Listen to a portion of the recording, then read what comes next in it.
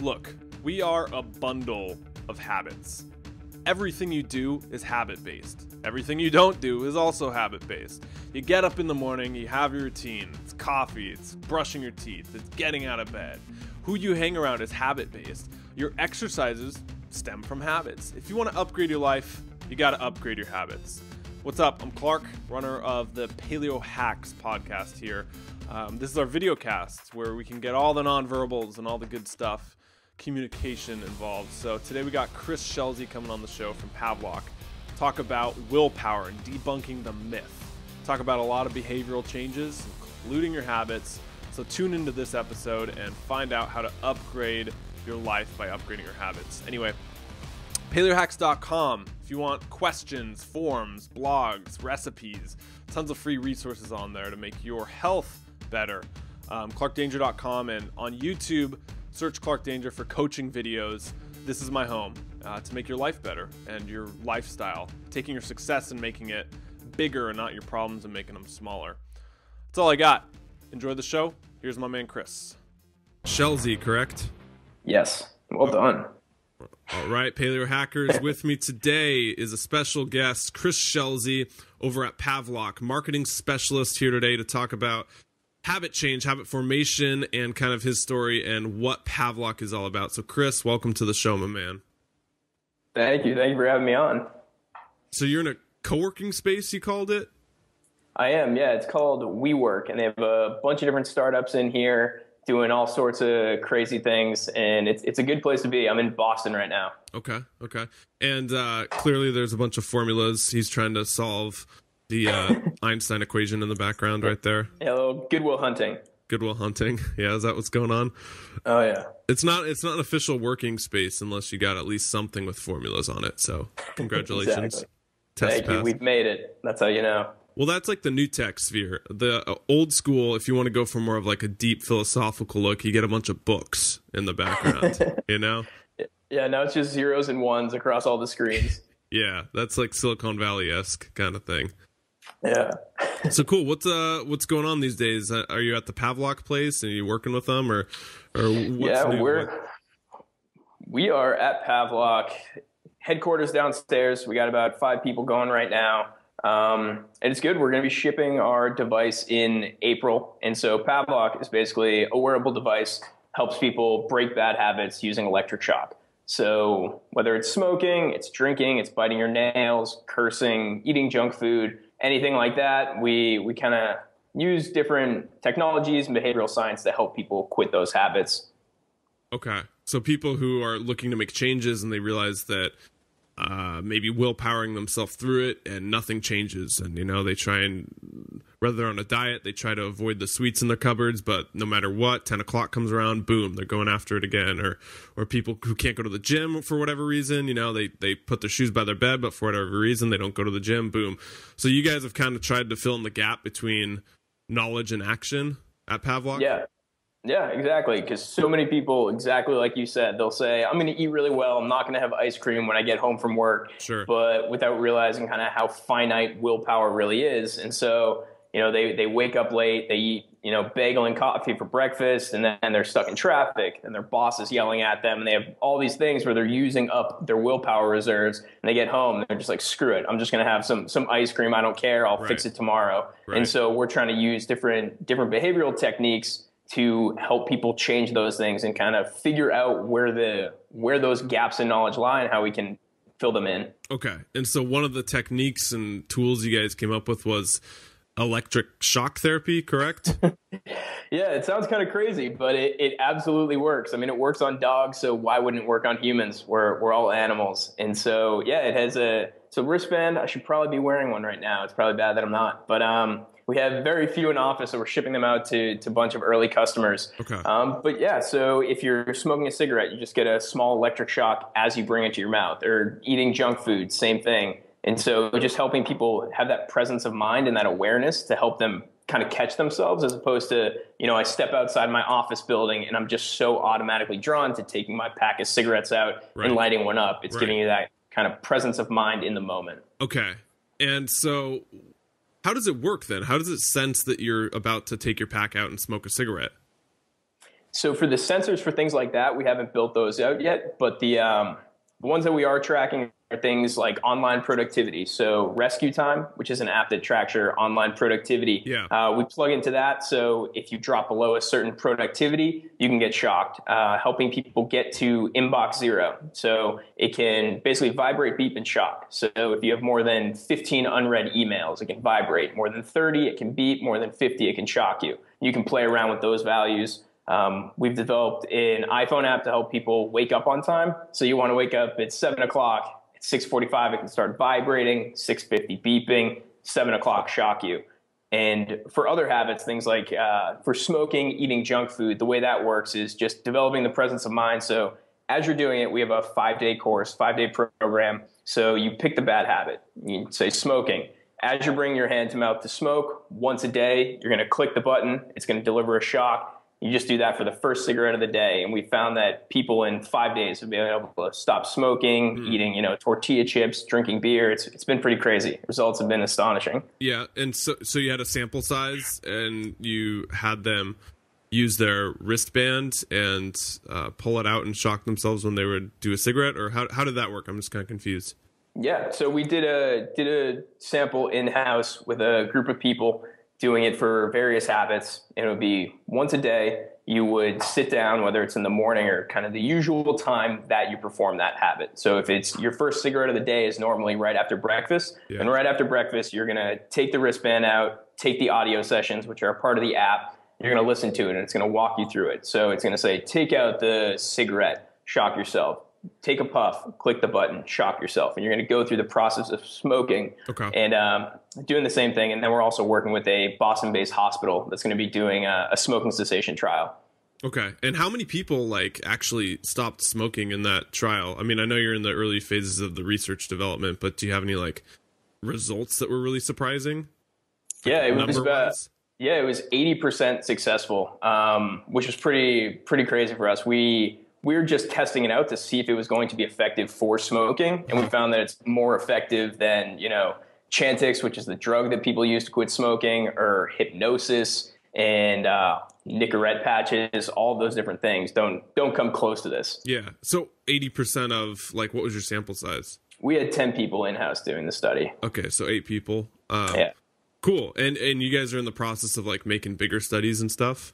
Yeah. So we're working with MIT. We're trying to build out a study with, as well as some other Boston-based hospitals. And then there's a group of students and nurses at another local hospital that are doing a smoking cessation trial as well. And the results, they started that about a month ago. Yeah. The results have been pretty impressive as well. So somewhere around what we just shared. So I picked up the book in an airport, The Power of Habit. I'm sure you guys have that and give it out religiously over at Pavlok. Probably have a big poster of Charles and sitting there in the office. Do 5 hail Charles when you walk in every day. Oh, for sure. So that book was really cool. It was entertaining, and it centered it around the the cue routine reward loop, that 3-piece loop of kind of habits. So touch on that real quick. I'll let you, the habit expert, go into that. What does that mean, and how did Pavlok kind of fit into that? Yeah, cue routine reward. The cue routine reward is basically the cycle for what a habit is really. So there's the cue, also known as the trigger, kind of what is causing you to perform that habit. So if you're going to say, let's say ice cream, maybe it's getting home from work. That's your cue. The routine is actually performing that action. So taking a bite of ice cream. And the reward is whatever you're getting out of that. So whether it's kind of the dopamine rush in your brain, or it's just a feeling of at peace, or you're sitting down, relaxing, you feel good, and that kind of completes the habit cycle. So one thing you can do to break a bad habit is basically replacing the routine with something more beneficial. So you're still getting the same reward, and it's still activated by the same trigger. Yeah. So instead of getting home and eating ice cream, you're eating a frozen bowl of berries instead of the ice cream. And then you're getting the same reward of feeling relaxed, having something to eat, chewing on something cold, but it's much better for you.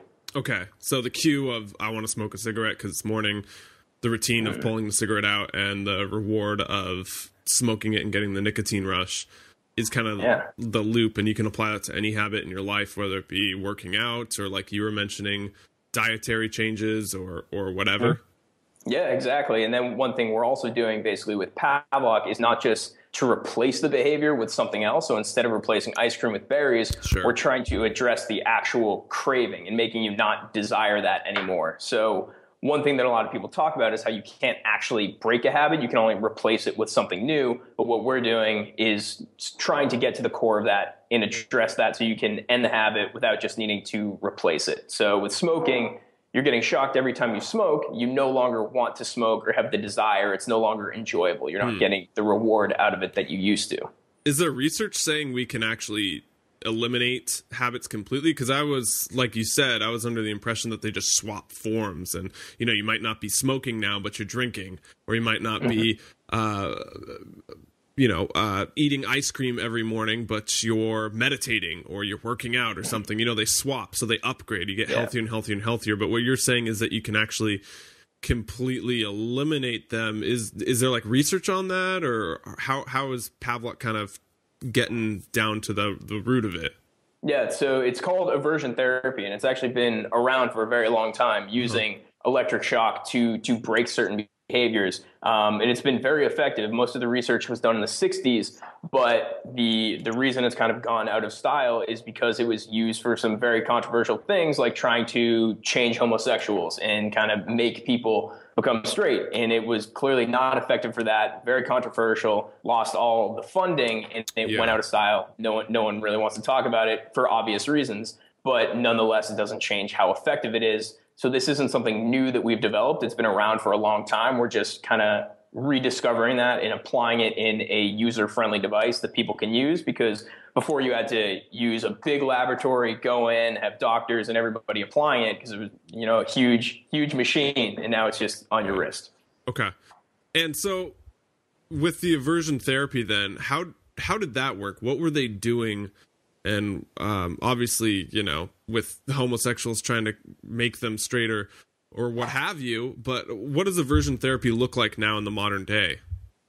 Yeah, so it's very much not done as much anymore as it was. But the way they were using it, back then was similar. We're basing our methods off a similar protocol that was done specifically at the Schick Scheidel Treatment Center, where they used it for heroin, for drinking, for cigarette addiction. And they had a similar 5 to 10 day program, and people would come in, they would go through these aversion therapy sessions where they're getting a mild electric shock. It's nothing brutal. It's not, going crazy. The shock is similar to what we're using is if you were running on a carpet with your socks and you touch a metal doorknob and just get that little zap. It's more the kind of the present state awareness than the actual pain of it. Yeah. But what they were doing was doing that for 5 to 10 days, and they found that the results were astonishing.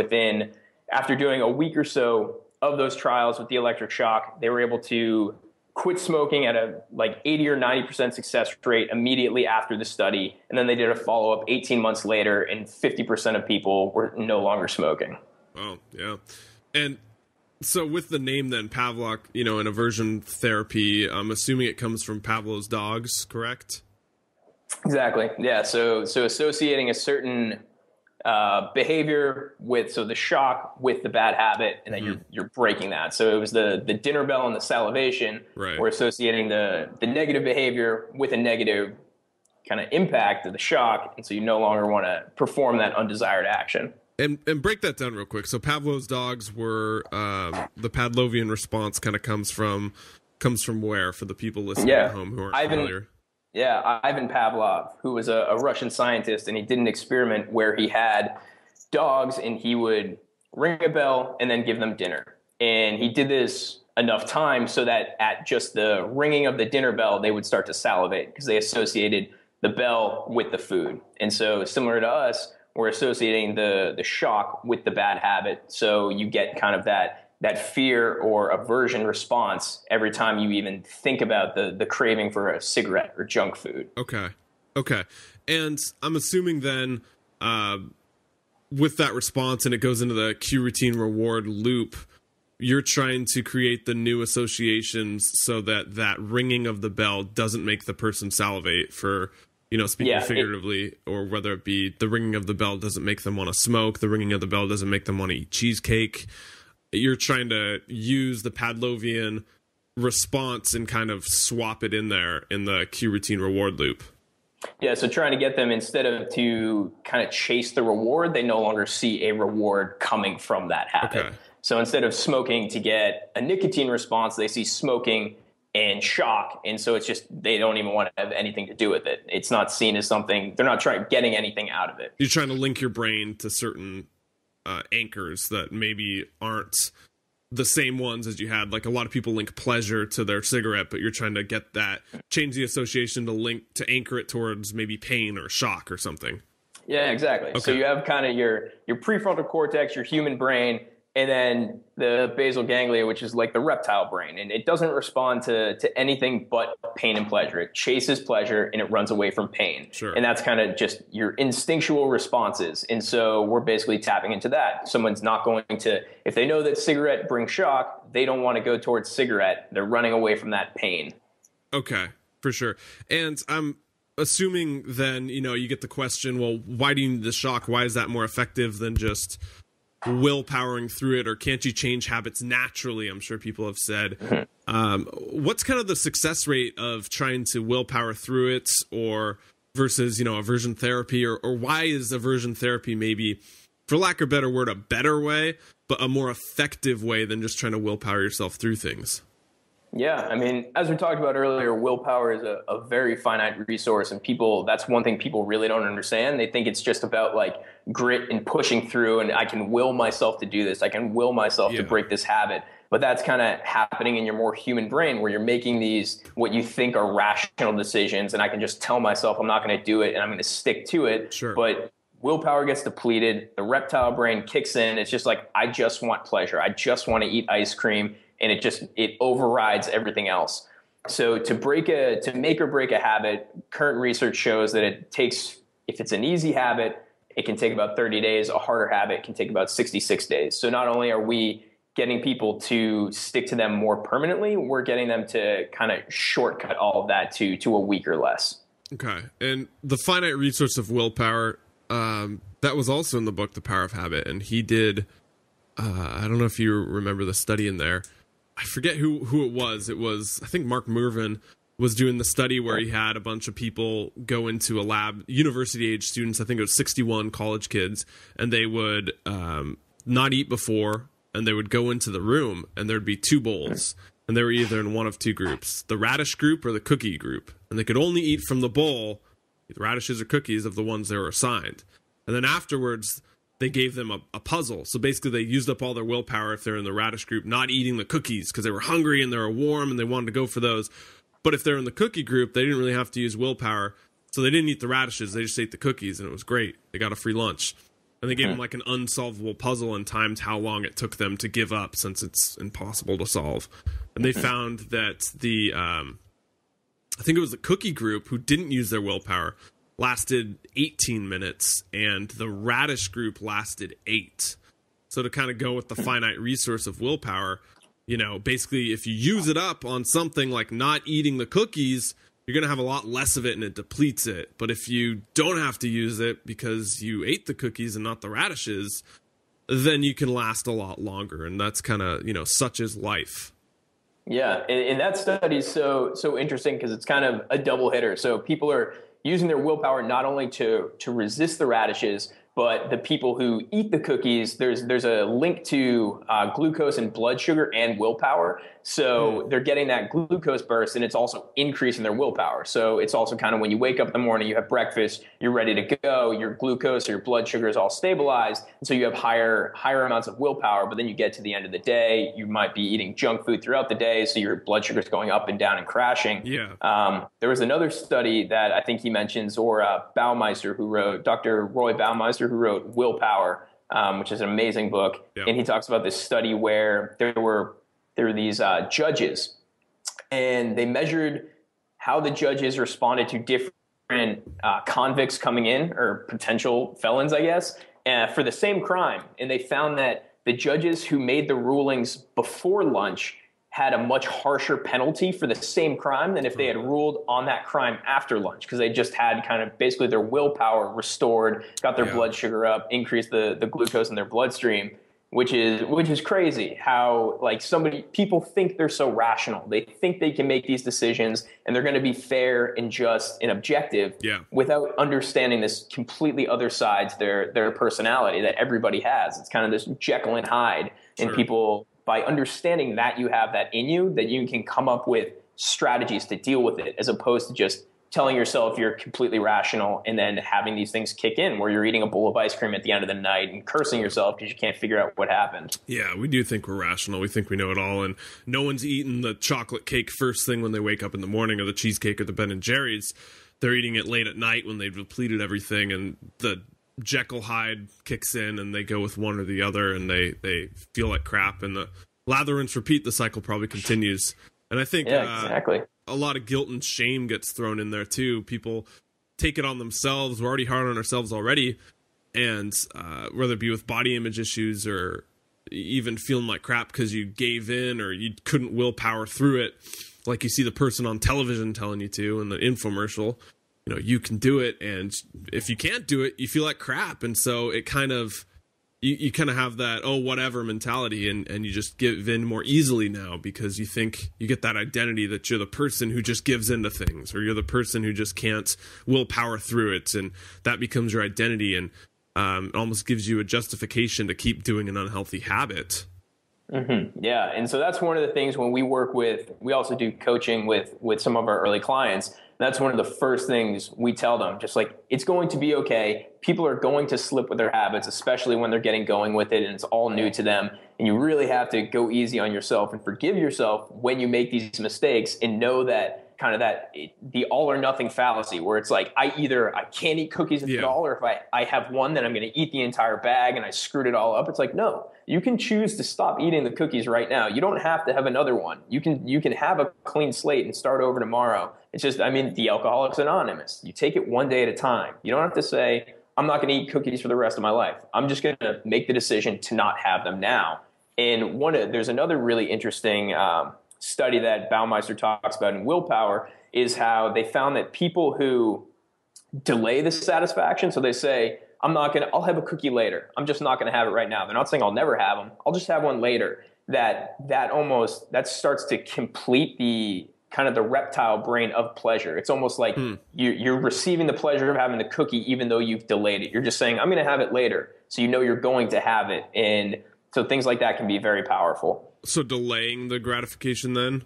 Ooh. Yeah, but not even having to fulfill it. Just telling yourself in the moment, like, if I'm having the craving right now, I'll have a cookie in 10 minutes if I still have the craving. I'm going to go for a walk right now. I'll walk around for 10 minutes, or I'm going to do 20 push-ups, or I'm just going to focus on something else for 10 minutes. If I still want the cookie, then I'll have the cookie. Yeah. But having strategies in place to deal with those urges when they come on, as opposed to just trying to willpower through it and say, when they come up, I'll deal with them then. Right. One thing for the person listening at home, it might sound kind of funny to have a 30-minute call of us talking about cookies and cheesecake and Ben & Jerry's, but like I think it's a real eye-opener when you realize how your habits control your life. And we are just a bundle of habits, and if you want to upgrade your life, you need to upgrade your habits. And it can be habits such as bad habits like smoking and the obvious things, or staying up late at night. But it can be good habits too, like doing morning rituals or fundamentals or exercising or eating clean, where you can center your life around good habits. So when you're making habit changes then with clients or people having a Pavlok on them, and they no longer have that habit or the bad one, insert the blank, what do you tell them to add in? What are some of the most frequently added in habits that you recommend that the trial group or the test group go through?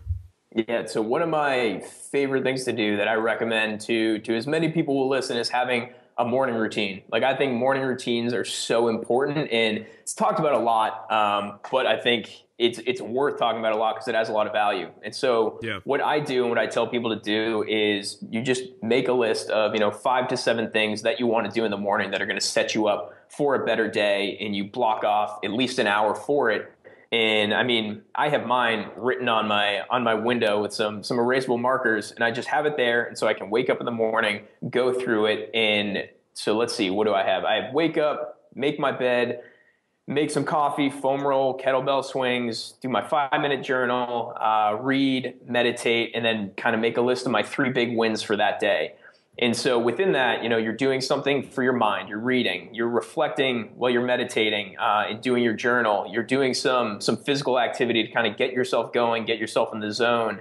And then you're you're kind of making a to-do list of the 3 big wins and figuring out how you're going to set up your day. Yep. So that way, what's coming up. You're not just, I'm going to open up my email and I'll deal with whatever comes in. You're establishing your day for yourself. You know what you want to accomplish, as opposed to letting kind of your email and the world decide what you're going to do that day. Yeah. So you're playing to win, not just playing not to lose, and you're being active and not passive. You're not just responding to the emails coming in, or most people lay in bed, guilty of it myself. I mean, this past summer I was a slob. I scrapped my morning routine and laid in bed, and I would just grab the phone, and as soon as the alarm would go off, I'd start browsing emails in bed, or Instagrams or Facebooks or whatever, Twitters.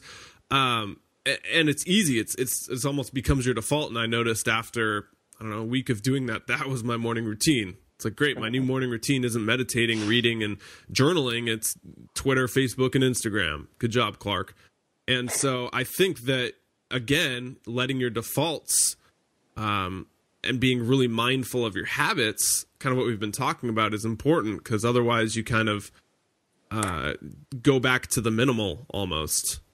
Yeah. And so, exactly. So a habit is basically what your default setting is. Like, a habit is when it's easier to do that action than to not do it. Like, if you get into the routine of doing a push-up every time you kind of put your kettle on the stove in the morning or whatever, you do 1 push-up every time you do it. After, 5 or 10 or 15 days, that's going to be your default, and it's going to be harder to have the willpower to resist doing that than just automatically doing it.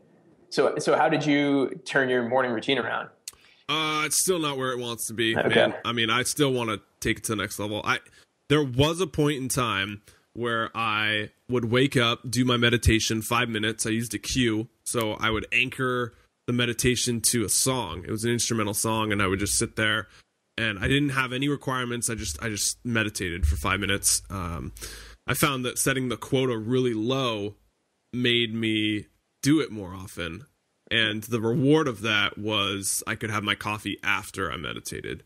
So that was kind of my habit. And then I would, journal, read, do some similar stuff as you did. But currently right now, it's not there. I just kind of wake up and feel it out and got some stuff to do. But definitely adding it back in is something. Maybe I need a Pavlok thing to help me out on there. We'll hook you up. Was there a reason it fell off? Did something happen? Did you travel or? Yeah, traveling, and then definitely changing locations. I moved, and I think you're right, man. I mean, it's that one day that you fall off, and then it's harder to get back on, and it grows exponentially the longer you're off of it. And so instead of getting on the next day when you fall off, listening at home, someone might think, I didn't exercise this day. I guess I'm not an exercise person anymore. New Year's resolutions, I'm in the 92% that fall off. No, you can get back on the next day. And so I've slowly started to incorporate it, tried to analyze, is this really what I wanted to do in terms of forming a habit? Because I don't know if you can relate to it, but I think a lot of times you can still link pain to habits. For instance, with meditating, there would be some mornings I woke up and just, instead of being grateful that I got to meditate or excited that I was going to meditate, it still felt painful. It still felt like, I got to meditate so I can get that coffee. I committed to this. Oh, this sucks. There was still some weird neuroassociation with pain and meditation, and I'm not sure where that was. So I've been trying to figure that out.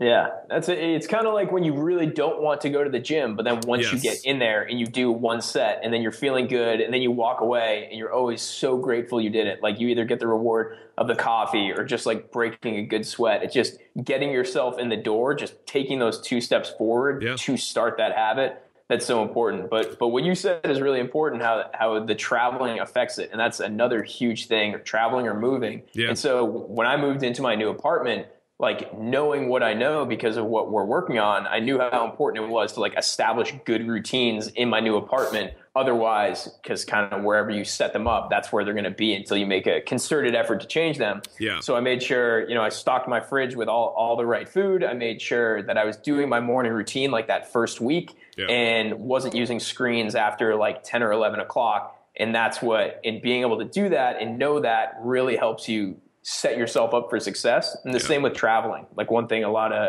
we often recommend if someone's going to be traveling is like when you get up in the morning, first time, like wake up at the right time and then do some form of exercise. So you just get into the habit of waking up, doing something good for yourself, as opposed to just kind of being a slob and being dictated by wherever you're traveling to and who you're with. It's amazing how your environment really shapes your new habits. And when you move places, something so radical as changing everything all at once, it's really easy to change your habits at that time. I noticed every single time I moved, I think I moved like 10 times in 1 year back in university once. I was just moving around. It sucked. I mean, I was U-Haul's best customer. And I know how to pack a mean box now. But anyway, I mean, every time I did, everything down to the foods I ate or the routines in the morning or the podcasts I listened to, they changed. And they didn't change when I was in that spot for an extended period of time. But as soon as I moved, bam, it's easier to change things. So does that have any research behind it in terms of like changing your environment to change every single habit? Oh yeah, it can. Yeah, there's definitely a bunch of research. I can't think of it off the top of my head, but that supports that your environment is a critical factor in how your habits are shaped. I mean, where the company came from, Pavlok, was Manish, the founder, Manish Sethi. He was, after he got out of Stanford, he was traveling around the world, lived in like 14 different countries, was speaking 5 languages, but he was moving around so much that he had a really hard time setting up a routine and like a daily pattern and rituals. And he just found that his productivity was crap because he wasn't in a place long enough to be able to establish these things. And so that's where the idea came from. He wanted to build some system that would allow him to handle these different things. Okay. And so he built kind of Pavlok, and he's in habit formation. And I think when you were talking, I just realized another thing. Going back to The Power of Habit, that book, it stuck with me. It was that they the Target study. You remember that chapter? For like the demographics of buyers? Is that what you're talking about? Okay. Yes. And Target would target pregnant women because that was the one group that was most likely to change their buying habits, right? Because we buy the same, 60 items in the supermarket our entire life, and brand loyalty is very real, and it's hard to get people to change. Talk about changing habits. I mean, we all buy the same things. I go in and buy the 10 items or whatever, but they found that pregnant women were most likely to change their buying habits and their spending habits in the grocery stores. And so they would target them because they're worth thousands and thousands of dollars over the course of a lifetime. And so they would spend all this money, analyzing data to try and see who was pregnant. And it worked. I mean, they got pregnant women. And so they spend millions of dollars a year targeting pregnant women to get their habits. Yeah. If anybody hasn't read the book, it's worth it just for that one section, because it's amazing the behavioral psychology that goes into that. And that brings up another point that we talked about, your physical environment shaping things, but there's also life events, which is what basically pregnant women is, going through a life event, marriage, pregnancy, all these different things. Those have the power to impact your habits as well. And then your social environment, who you're hanging out with. So the quote that's thrown around God on every podcast is the 5 people you spend the most time with. So they end up you are the average of the 5 people you spend the most time with. So looking at who you're spending all of your time with, there's plenty of studies to show that your friend group determines so much about you. So if you have like overweight friends, chances are you're going to be overweight whether or not you were when you join that friend group. Yeah. And on the flip side of that, if you join a friend group who's very healthy and they're working out and they're eating well, people will often kind of revert to that, and they'll either lose weight or they'll pick up healthier habits. So that's something that it's hard for people to want to look at, but it's something that's very important. Like, no one wants to say their friends are a bad influence on them, but it's something you really need to think about. Or another thing is like your work environment. Like if people are spending, 40, 60, 80 hours a day in an office where they're stressed out, they're sitting down all day under fluorescent lights where they don't get along with the people they're working at, and their boss is belittling, and they're stuck in traffic to and from work. Like, they're very real concerns that have really big health impacts. I mean, it was touted on the news a lot in the past couple of months about how sitting is worse for you than smoking cigarettes, and it shortens your life expectancy. And so that's another kind of a life event, what your career is. And so these are things that people really need to take seriously and not just put things with a just monetary price tag. I mean, time is really all you have. And so you need to be able to look at things and evaluate them on more than just a monetary scale. Good point, man. And again, I love what you said about you are the average of the 5 people who hang around most, and Jim Rohn. And you're right, that does get on every podcast, and we kind of roll our eyes and we say, yeah, we know that. But, you know, there's a difference between knowledge and action. And I think when you say that, a lot of people use the excuse of, I'm not going to ditch my friends. I like them. And even if they're not the kind of people who read personal development books, meditate, and eat green smoothies, I still like hanging around them. And that's fine. Like, you don't have to change your friends radically and change your friend groups and say, I'm so much better than you and offend everyone. Mm-hmm. But what you can do is surround yourself, be proactive in surrounding yourself with podcasts or books or seminars or anything like that, or supportive YouTube videos. Like, your top 5 people don't just have to be physical people in your environment. Like, my top 5 people are sitting on my shelf. You know, I got Charles Duhigg in there. I got Tony Robbins in there. I got some Osho in there. I got tons of people in there that I don't know. They're just influences on my life. I think it's like your top 5 influences and what you take in. Broke up. You there? Yeah, still here. Hey.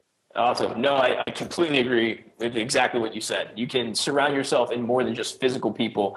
And yeah, you don't have to get rid of friends. You can also get more friends. You can go to meetups and meet people there, whether it's for a paleo or a CrossFit or whatever you're into, a yoga. You can find people that have healthy habits and bring them into your life. You can, exactly what you said, reading, journaling, doing, listening to podcasts, audiobooks, blogs, YouTube videos, all of that stuff is really good. And it's just having that, basically having sources that are bringing in these good ideas into your head. So you're thinking about the right things. And then even just knowing that the people and the information you surround yourself with, just knowing is half the battle. Once you know that, you can see when those things are coming into play. So you go out to dinner with your friends, they're all having pizza. You can be like, I don't want this to influence me. Like, I'm not going to let it. I'm going to choose the healthier option. So Chris, to wrap up the call, kind of, we've been talking about habit changes, habit formation, surrounding yourself with the right influences. What are kind of some things off the top of your head, the most commonly prescribed ways or action steps you give people when they come and they're looking to make habits? Do you have anything that really works based on research and based on your experiences that people can add in today to make their lives better? Yeah. So the first step, I think, is really having an honest conversation with yourself and really evaluating where you're at with things and figuring out what the things are that you need to work on. Like, are you having issues with eating or going to the gym or stress or your relationships or your social skills, your friends, your career? Like, what are the areas that are really bothering you? What are the areas that you have going really well? In doing an honest evaluation with yourself to kind of gauge where you're at with things. Then from there, selecting on the things that you want to improve, selecting what the habits are that are associated with that, and then kind of picking 1 or 2 to initially target. Not going overboard, not trying to overwhelm yourself by trying to completely uproot everything and quit your job, break up with your friends and your wife and do all these things. Just start small, figure out what the things are that you can focus on, and then systematically going about addressing those one by one. And I mean, I'd also throw in a morning routine in there, and that can just help you set yourself up to instill these habits. You can think about how they're going to come into play, figure out where your triggers are. So if it's ice cream or smoking or just getting really, really stressed out, like, what are the things that are causing that? Sure. And being able to address that as opposed to just having them happen to you without having a plan. Awesome, man. I would challenge people based on when you were talking, I was listening, people who think they have to change it all at once and leave their job and divorce and move. But tomorrow morning, make a morning routine right now and do it tomorrow morning. See how it works. Get your ass up an hour early if you need to, 15 minutes early, 30 minutes early, but do it tomorrow after this call. There's no excuse not to. Even if you're traveling, even if you're moving, tomorrow is your day to do that morning routine. So how does that sound, Chris? That's fantastic. All Perfect. Right, man. Cool. And Pavlok, when's it coming out? What are some details on it? Where can people find out about it? Yeah, people can buy it now. It's shipping, going to pavlok.com, which is Pavlok. untitled.com. It's shipping in April or May. People can go on the website, check it all out there. Okay, cool, man. And what about yourself? Do you do any like blogging or personal development stuff or independent? I do some blogging. People can find me on Twitter, just Chris Schelzi. Website chrisschelzi.weebly.com. But yeah. Okay. And what's your goal with that? Are you? It's in marketing, PR, and then some health, paleo, philosophy. It's kind of just my ramblings on life. Okay. So just more for fun. Yeah. Cool, man. Well, thanks for coming on the call, Chris. Awesome. Thank you for having me, Clark.